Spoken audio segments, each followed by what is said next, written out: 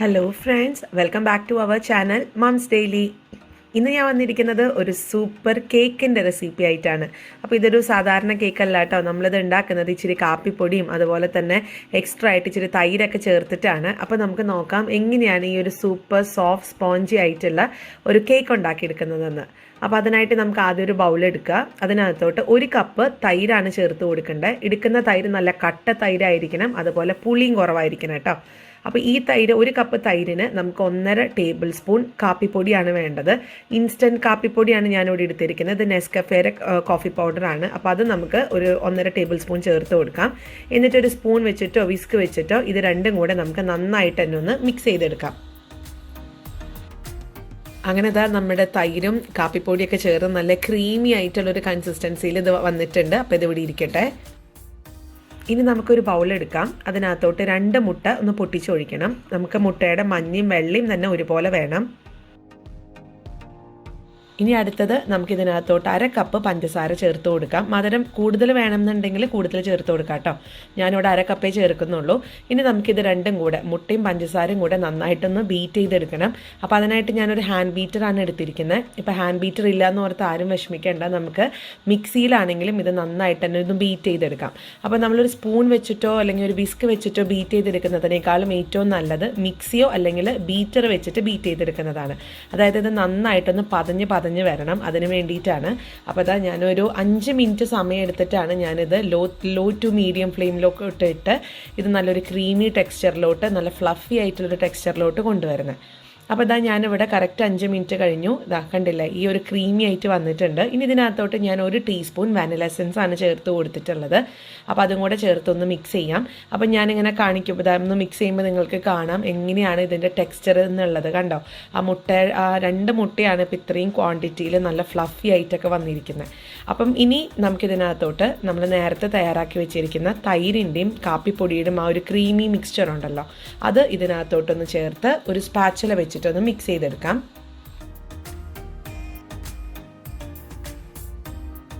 അപ്പോൾ ഇതാ ഞാൻ മിക്സൊക്കെ ചെയ്തിട്ടുണ്ട്. ഇനി ഇതിനകത്തോട്ട് 1/4 കപ്പ് ഓയിൽ, ഇത് വെജിറ്റബിൾ ഓയിലാണ് ഞാൻ ചേർത്ത് കൊടുത്തിരിക്കുന്നത്. സൺഫ്ലവർ ഓയിലാണെങ്കിലും ചേർത്ത് കൊടുക്കാം. അതേ കപ്പിൽ തന്നെ 1/4 കപ്പ് പാല് തിളപ്പിച്ച് ചൂടാറിയിട്ടുള്ള, അതായത് റൂം ടെമ്പറേച്ചറിൽ വെച്ചിട്ടുള്ള പാലാണ് ചേർത്ത് കൊടുത്തിരിക്കുന്നത്. എന്നിട്ടൊന്ന് മിക്സ് ചെയ്തെടുത്തിട്ടുണ്ട്. അടുത്തത് ഇതിനകത്തോട്ട് നമുക്ക് 1 കപ്പ് മൈദപ്പൊടി ചേർത്ത് കൊടുക്കാം. മൈദ അല്ലെങ്കിൽ ഗോതമ്പ് പൊടി, രണ്ടിലേത് വേണമെങ്കിലും എടുക്കാം കേട്ടോ. ഞാനിപ്പോൾ മൈദ എടുത്തു മാത്രം.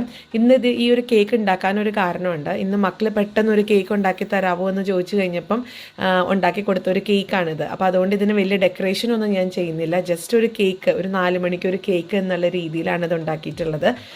അപ്പോൾ നിങ്ങൾക്ക് ഡെക്കറേഷനൊക്കെ ചെയ്യണമെന്നുണ്ടെങ്കിൽ അതനുസരിച്ച് നന്നായിട്ടൊക്കെ ചെയ്യാം കേട്ടോ. അത് ഇതിൻ്റെ ഒരു അവസാനം ഞാൻ വളരെ സിമ്പിളായിട്ട് ഉണ്ടാക്കിയിട്ടുള്ളതാണ്.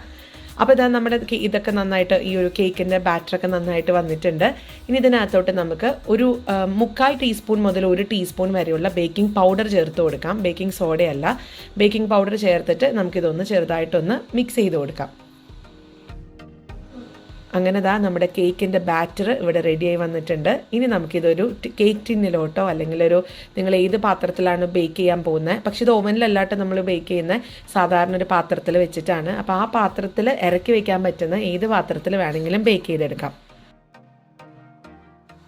ഞാനിന്നിവിടെ ഒരു കേക്ക് ടിന്നാണ് എടുത്തിരിക്കുന്നത്. അപ്പോൾ നമുക്കിതൊന്ന് ചെറുതായിട്ടൊന്ന് ഇച്ചിരി ബട്ടറോ അല്ലെങ്കിൽ എണ്ണയോ ഒന്ന് തടവി കൊടുക്കാം, അല്ലെങ്കിൽ തൂത്ത് കൊടുക്കാം. ഒന്ന് ഗ്രീസ് ചെയ്യാൻ വേണ്ടിയിട്ടാണ്. നിങ്ങളപ്പോൾ ഏത് പാത്രമാണ് എടുക്കുന്നത് അതിനകത്ത് ഇതുപോലെ ഒന്ന് ഗ്രീസ് ചെയ്തെടുക്കുക. പിന്നെ ഞാനിതിനകത്ത് ഒരു ബട്ടർ പേപ്പറും കൂടെ വെച്ച് കൊടുക്കുന്നുണ്ട്. എന്നിട്ട് അതിൻ്റെ ബട്ടർ പേപ്പറിൻ്റെ മേലും അല്പം എണ്ണ ഒന്ന് തേച്ച് കൊടുക്കുന്നുണ്ട് കേട്ടോ.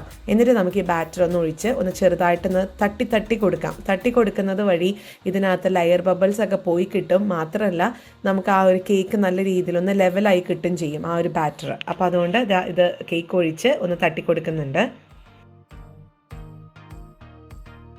ഇനി നമുക്കിതൊന്ന് ബേക്ക് ചെയ്തെടുക്കാനായിട്ട് ഞാനൊരു പാത്രം അടുപ്പത്ത് വെച്ചിട്ടുണ്ടായിരുന്നു. അപ്പോൾ ഈ പാത്രം 5 മിനിറ്റോളം മീഡിയം ഫ്ലെയിമിൽ ഈ ഒരു കണക്കിന് ചൂടാക്കി എടുത്തിട്ടുണ്ട്.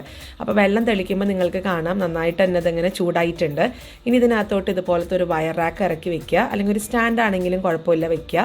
എന്നിട്ട് നമ്മുടെ കേക്ക് ടിന്നും ഇതിനകത്ത് ആ ബാറ്റർ വെച്ചിട്ടുള്ള പാത്രം ഇതിനകത്ത് വെച്ചു, മൂടി വെക്കുമ്പോൾ നമ്മൾ ആ മൂടികയിൽ ആവി പോകാനൊക്കെയുള്ള ഓട്ടയ്ക്കുള്ള മൂടിക ആണെന്നുണ്ടെങ്കിൽ അതിനകത്ത് ഒരു പേപ്പറോ അല്ലെങ്കിൽ ഒരു ഗ്രാമ്പോ ആണെങ്കിലും അത് കുഴപ്പമില്ല. നമുക്കിത് ചെറുതായിട്ടൊന്ന് തിരുകി കൊടുക്കുക, എങ്കിലാണ് നമുക്ക് ഓവൻ്റെ ഒരു എഫക്റ്റ് കിട്ടത്തുള്ളൂ. ഇനി നമുക്കൊരു മീഡിയം ഫ്ലെയിമിൽ വെച്ചിട്ട് 25 മിനിറ്റ് മുതൽ 35 മിനിറ്റ് വരെയുള്ള സമയത്തിൽ ഇതൊന്ന് ബേക്ക് ചെയ്തെടുക്കാം. അപ്പോൾ അതാ ഞാൻ എന്തായാലും ബേക്ക് ചെയ്ത് കഴിഞ്ഞിട്ട് കാണിക്കാം.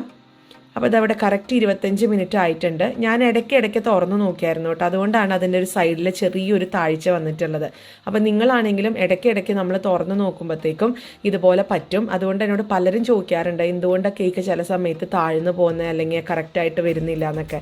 അതിൻ്റെ ഒരു മെയിൻ റീസൺസ് ആണ് ഈ ഒരു നമ്മൾ ഇടയ്ക്ക് ആയോ എന്നറിയാൻ തുറന്നു നോക്കുന്ന ഒരു പരിപാടി.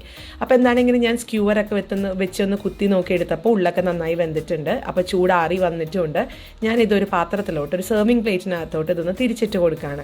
നല്ല സോഫ്റ്റായിട്ട് നല്ല സ്പോഞ്ചി ആയിട്ടുള്ളൊരു കേക്കായിട്ട് കിട്ടിയിട്ടുണ്ട്. ഇനി നമുക്കിതൊന്ന്, ഞാൻ പറഞ്ഞല്ലോ ഞാൻ വലിയ കാര്യമായിട്ടൊന്നും ഡെക്കറേറ്റ് ചെയ്യുന്നില്ല, ജസ്റ്റ് ഒരു 2-3 ചെറിയ ഒന്ന് ഫോട്ടോ എടുക്കാനൊക്കെ വേണ്ടി ഒന്ന് വെച്ചൊന്ന് മാത്രമേ ഉള്ളൂ. അപ്പോൾ നിങ്ങൾക്ക് വേണമെങ്കിൽ ഇതിൻ്റെ നടുവേ ഒന്ന് മുറിച്ചിട്ട്, നടുവേ എന്ന് പറഞ്ഞാൽ നമ്മൾ കേക്കിന് ക്രീമൊക്കെ തേക്കുന്നത് പോലെയൊക്കെ ഒന്ന് തേച്ചെടുക്കാവുന്നതേ ഉള്ളൂ. അപ്പോൾ അത് ഇപ്പോഴും ചെറിയൊരു ചൂടുണ്ട് കേട്ടോ. അപ്പോൾ ആ ചൂട് ആറിക്കഴിഞ്ഞാലാണ് നമുക്ക് കേക്കിൻ്റെ ശരിക്കുള്ള ആ ഒരു ഇതൊക്കെ കിട്ടത്തുള്ളൂ. അപ്പം ഞാൻ ഇനി ഇതൊന്ന് മുറിച്ച് കാണിക്കാം എങ്ങനെയാണെന്നുള്ളത്.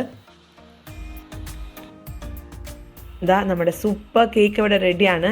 നമുക്ക് 4 മണിക്കൊക്കെ പെട്ടെന്ന് തയ്യാറാക്കി തട്ടിക്കൂട്ടി തയ്യാറാക്കാൻ പറ്റുന്ന നല്ലൊരു കോഫി ഫ്ലേവറൊക്കെ ഇഷ്ടമുള്ള ആളുകൾക്കൊക്കെ കഴിക്കാൻ പറ്റുന്ന ഒരു തരം കേക്കാണ്. എല്ലാവരും ട്രൈ ചെയ്ത് നോക്കുക, തീർച്ചയായിട്ടും നിങ്ങൾക്ക് ഇഷ്ടപ്പെടും. ഇഷ്ടപ്പെട്ട് കഴിഞ്ഞാൽ ലൈക്ക് ചെയ്യാനും ഷെയർ ചെയ്യാനും കമൻറ്റ് ചെയ്യാനൊന്നും മറക്കരുത്. അതുപോലെ നമ്മുടെ ഈ ചാനൽ ആദ്യമായിട്ടാണ് കാണുന്നതെങ്കിൽ സബ്സ്ക്രൈബ് ചെയ്യാനും മറക്കരുത്. അടുത്തൊരു വീഡിയോ ആയിട്ട് നമുക്ക് ഉടനെ കാണാം. അൻറ്റിൽ ദെൻ ബൈ.